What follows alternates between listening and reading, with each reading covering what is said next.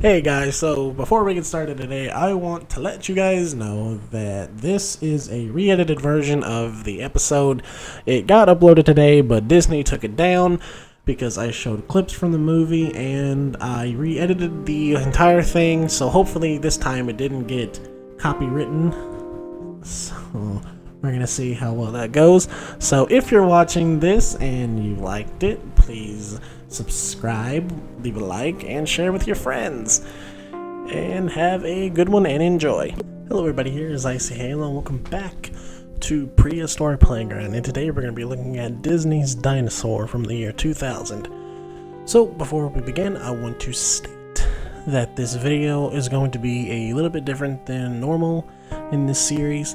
This will be more pointing out everything that I liked about the movie, as well as getting to the inaccuracies as I see them. So, I want to point, I do not own this movie. I do not own anything that has to do with Disney.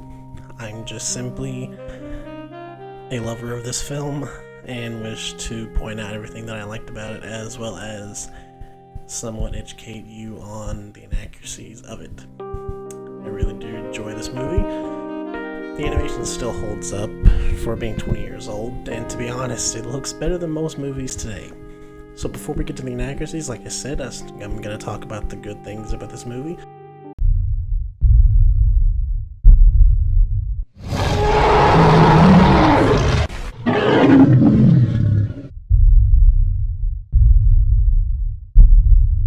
What you need is a little help from the love monkey. The love monkey? Ow, baby! Ow!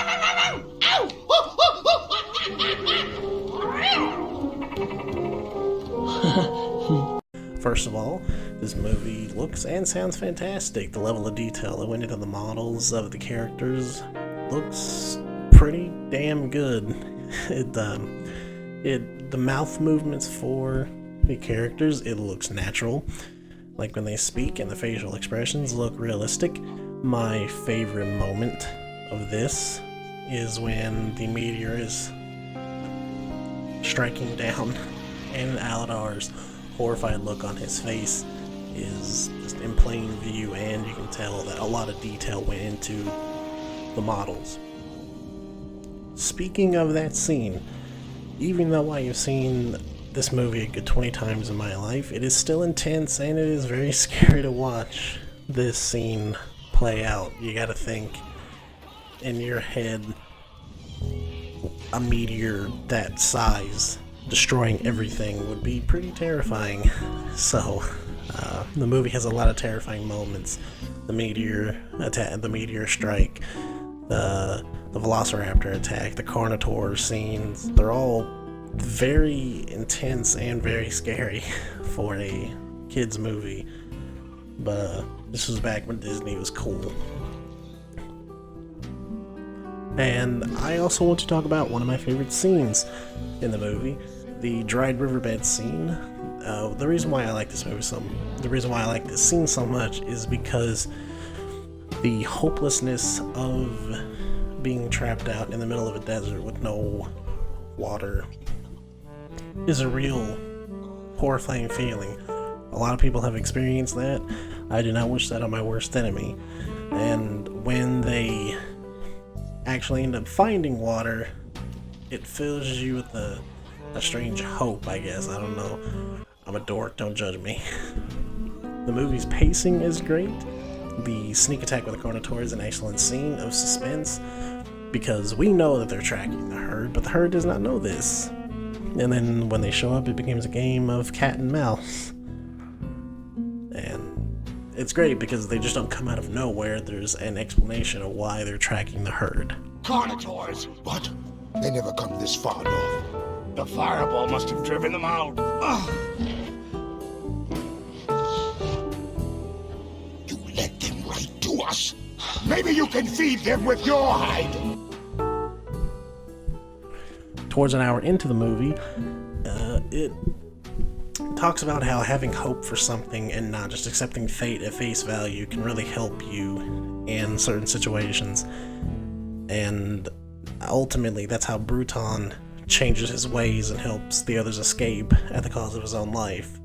but he does kill one of the Carnotaurs, so that's cool, I guess. And now I want to talk about my absolutely favorite scene in the entire movie. The fight between Aladar and Kron, and then the Carnotaur attack. So basically the scene is Aladar shows up saying that he knows a way to the nesting ground, and Kron's like, I don't care, we're going my way.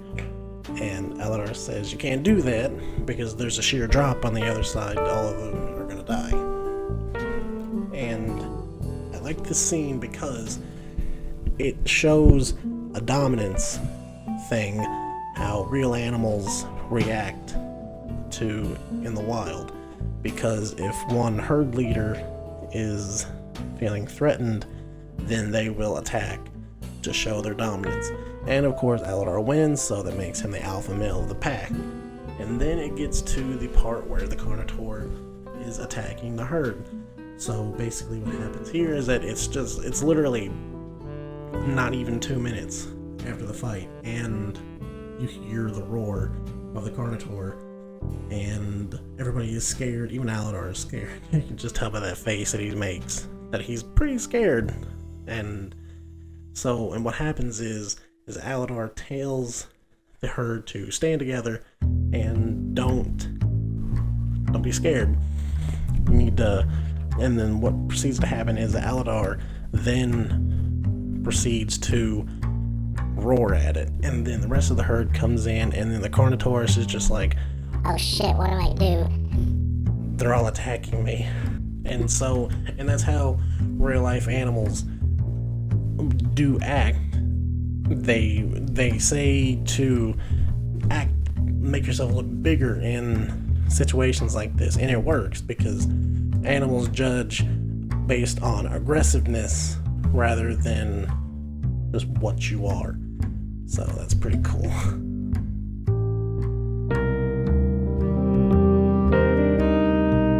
So that was the good things that I can say about this movie. So now we're going to get to the inaccuracies of the movie. And oh boy, did this movie get a lot of stuff wrong. So I want to point out that this movie is 20 years old. It is also a kid's movie.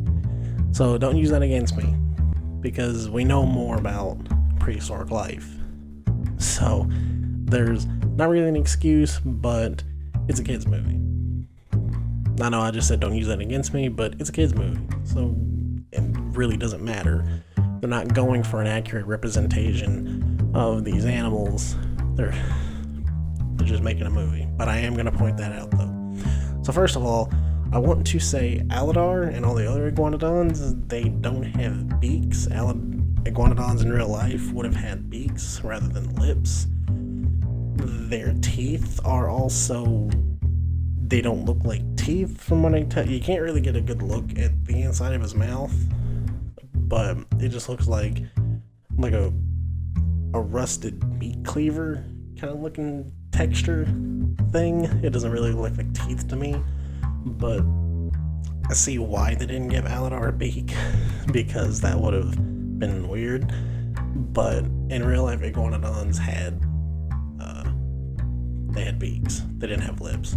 The quills on running down the back, that's accurate though, so they got that right. They also have a thumb spike in the movie, which is also accurate. So now we're going to talk about this. Legoswama, I don't know if I'm pronouncing that right, and Meganura are in this movie. So I'm assuming that this movie takes place during the Cretaceous period because there's velociraptors in it. There's also Carnotaurus, and Parasaurolophus is in it, and Chylosaur is in it, and Styracosaurus is also in this movie. So there's a lot of Cretaceous animals, but Legoswama and Meganura did not exist during the time of dinosaurs. Meganura is an extinct insect. It's a dragonfly the size of a hawk, and the only reason why they existed was because 300 million years ago, during the Carboniferous period, the oxygen levels were extremely high. You couldn't live there, and that allowed insects to grow to such huge sizes. We're talking Meganura, which is the size of a hawk. We're talking spiders the size of a human head. We're talking millipedes the size of a car. So, but there were no dinosaurs back then. Lingosquama was a genus of extinct reptile, and these are only really described from poorly preserved skeletons of several incomplete specimens, and it shows from the middle to late Triassic, from about 242 million years ago to about 228 million years ago. So these guys lived right around as dinosaurs showed up, and died out right after they became prominent. So there's no reason for these two animals to even be in this movie. My biggest question that I have been trying to figure out is that when does this movie take place? Because Iguanodon and Carnotaurus would have never have met each other. Carnotaurus was from South America, that's where they were found. They never met Iguanodon, even though Iguanodon was found everywhere. Mainly iguanodontids, but not Iguanodon, the big one that we all know of. Aladar is an iguanodon. Iguanodon lived in the late Jurassic and the early Cretaceous, whereas Carnotaurus lived in the late Cretaceous period, so they were in the wrong place at the wrong time. They would have never met. Parasaurolophus is also in this movie. Parasaurolophus is from the late Cretaceous period, about 75 million years ago. They went extinct pretty late into the Cretaceous, but they showed up right after Iguanodon went extinct. In fact, I rarely remember Iguanodon being a ancestor of Parasaurolophus, more like a grandfather kind of species. So really, also velociraptors are in this movie as well. They were found in Mongolia, but they're from Asia. Lemurs, the lemurs are in this movie. Lemurs and dinosaurs did not coexist. Lemurs only showed up about 60 million years ago, that's what the fossil record says. So, and lemurs are only really found on Madagascar. So, and I don't know where Madagascar was as opposed to 65 million years ago. I'm pretty sure it just split from Africa. So, they would have never met either. These animals, a lot of these animals would have never met. Baleen, the Brachiosaurus, died out in the late Jurassic. But I guess it kind of does. I guess it's kind of accurate that Iguanodon and Brachiosaurus do meet each other, but it doesn't make any sense for Baleen and Ema is a Styracosaurus. It doesn't make sense for those two to hang out because they would have never met each other, because Styracosaurus is from Canada and Brachiosaurus is from the United States in the Morrison Formation. So they would have never met either, because Styracosaurus is also from the late Cretaceous period. The meteor that crashed in the movie, it's supposed to be the meteor that wiped out all the dinosaurs. I looked it up. That's the only evidence that I could find. It's supposed to be the meteor that killed all of them. So my question is, why isn't the entire world in fire and darkness? And also, why did it crash in Africa? If this is where it takes place, specifically Madagascar, which is even farther away from Mexico, where the meteor crashed. I don't think you'd be able to see the meteor, even though it's 6 miles across. But I don't know. But it doesn't explain why the nesting grounds are so lush and well preserved. The raptors in the movie do not have feathers. Moving on. Baleen, the Brachiosaurus, has nostrils on the top of her head rather than the front of the snout like real sauropod's head. That's like having your nose on your forehead. So back to the breeding grounds. I want to talk about the grass. I did my research, and from what I could figure out, there's two sides of this.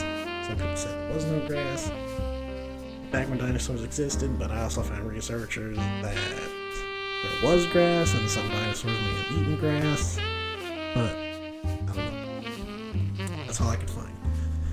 The raptors and the Carnotaurus. the hands are pointed downwards instead of facing each other. That's not accurate. The Carnotaurus hands are also extremely big for Carnotaurus. Carnotaurus had little stumpy baby hands. You're gonna say so did T-Rex, but T-Rex could actually use them. Carnotaurus had vestigial arms, meaning they couldn't even move them. Carnotaurus, speaking of, was as big as a T-Rex. That's not accurate at all. Carnotaurus was only about 3 foot taller than me, so about 9 feet. Not 8.5, 9 feet, depending on which one you look at. People don't really know. That's another thing. Iguanodon was bigger than Carnotaurus, so this shot in the movie is not accurate at all because wrong size, wrong height. So, yeah. So, they kind of messed up. The only reason why Carnotaurus was as big as a T-Rex is because they wanted it originally to be T-Rex, but they figured, well, everybody's using a T-Rex, so let's just not use T-Rex. So they went with Carnotaurus, which is honestly, I prefer that because that gives Carnotaurus more love, even though it's horribly inaccurate. Okay, so that is honestly all I got for you guys today. I hope you enjoyed this video. Please leave a like if you did. The next episode shall be probably Megalodon or maybe an extinct otter. I don't know yet. So, hope you guys enjoyed. Hope you have a good one. Have a good night. I love you all.